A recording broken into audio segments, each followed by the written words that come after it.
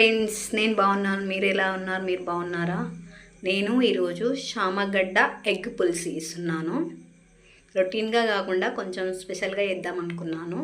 అందుకని చెప్పేసి నేను ముందుగా శామగడ్డను అయితే మంచిగా ఉడకబెట్టేసుకొని తొక్క తీసేసుకున్నాను. దానికి కావాల్సిన పదార్థాలన్నీ చూడండి.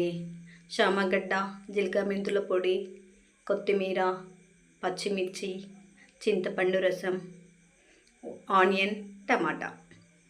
దానికి ముందుగా ఒక బౌల్ పెట్టేసుకొని దాంట్లో ఆయిల్ వేసేసుకుందాము.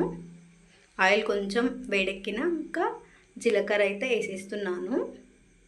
జీలకర్ర కొంచెం ఫ్రై అయిన తర్వాత శనగపప్పు వేస్తున్నానండి. కొంచెం శనగపప్పు ఫ్రై అయితే కావాలి.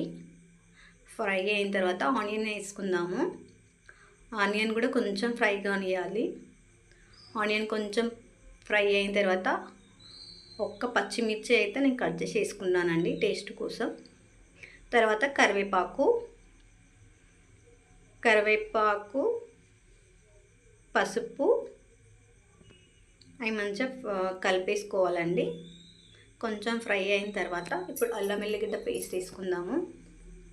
అల్లం వెల్లిగడ్డ పేస్ట్ కూడా మంచిగా ఫ్రై కావాలండి ఆయిల్లో ఫ్రై అయిన తర్వాత ఇప్పుడు ఇందులో శామగడ్డ అయితే వేసేద్దామండి. శామగడ్డ కూడా కొంచెం ఆయిల్లో ఫ్రై కావాలి. ఆల్రెడీ కుక్ అయిపోయింది బాగా శామగడ్డ. నేను ముందే ఉడికిచ్చేసి పెట్టేసుకున్నాను.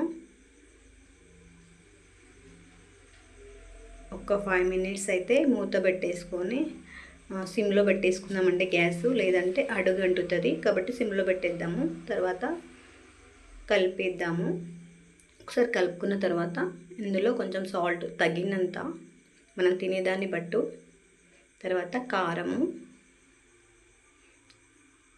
ఇది పులుసు కాబట్టి కొంచెం కారము అండ్ ఉప్పు కొంచెం ఎక్కువ పెడుతుందండి. మనం తినేదాన్ని బట్టి వేసుకోవాలండి కారం అయితే. ఇందులోకి టమాటా వేసుకుందాము. నేనైతే 2 టమాటాలు కట్ చేసి వేసుకున్నాను సన్నగా తరిగేసి. మీకు కావాలంటే టమాటాలు మంచిగా మిక్సీలో గ్రైండ్ చేసుకొని వేసుకోవచ్చండి, చిక్కగా వస్తుంది పులుసు అయితే. నేనైతే డైరెక్ట్ కట్ చేసేసిన. ఇప్పుడు ఒక 5 మినిట్స్ మూత పెట్టేసి పెడదామండి, కొంచెం టమాటా కుక్ అవ్వడానికి. దీంట్లోకి మనం ముందుగా తీసి పెట్టుకున్నాం కదా చింతపండు రసం, ఆ రసం ఇందులో పోసేద్దామండి. మీకు కావాలి పులుపు ఎక్కువ అవుతుంది అనుకున్నప్పుడు కొంచెం వాటర్ పోస్తే అయిపోతుందండి. మంచిగా కలిపేసుకొని ఒక 5 to 10 మినిట్స్ అయితే దీన్ని మసలనియాలండి. మంచిగా మసలినాకనే ఈ ఎగ్స్ వేయాలి. నేనైతే 4 ఎగ్స్ తీసుకొని ముందే ఉడకబెట్టేసుకొని ఆ గుడ్డుకు చిన్నగా కాట్లు పెట్టేసుకొని ఈ మరిగే పులుసులో ఈ ఎగ్స్ అయితే ఇస్తున్నాను. ఈ పులుసులో అయితే ఎగ్స్ కొంచెం ఉడకాలండి. ఈ ఉడకడం వల్ల ఏంటంటే పులుసు మొత్తం లోపలికి వెళ్ళిపోయి ఎగ్ టేస్ట్ కూడా ఉంటుందండి. ఎగ్ అయితే ఆయిల్లో ఫ్రై అయితే ఉన్న విటమిన్స్ అన్నీ పోతాయండి. అట్లనే డైరెక్ట్ వేసేసుకోవాలి. దీంట్లో ఇప్పుడు నేను ముందుగా గ్రైండ్ చేసుకున్న జీలకర్ర మెంతుల పౌడర్ అయితే వేస్తున్నాను. మీరు ధనియాల పొడి వేసుకుంటే కొంచెం చిక్కగా అవుతుందండి. నా దగ్గర ధనియాల పొడి లేదు, జీలకర్ర మెంతుల పొడి వేసినాను. దీంట్లోకి కొత్తిమీర వేసేస్తున్నాను.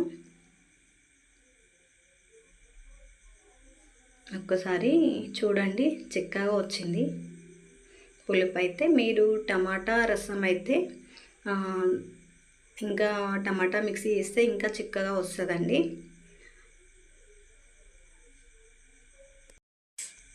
నా ఛానల్ అయితే సబ్స్క్రైబ్ చేయండి. నా కర్రీ అయితే ఎట్లా ఉందో ఒక్కసారి కామెంట్ చేయండి.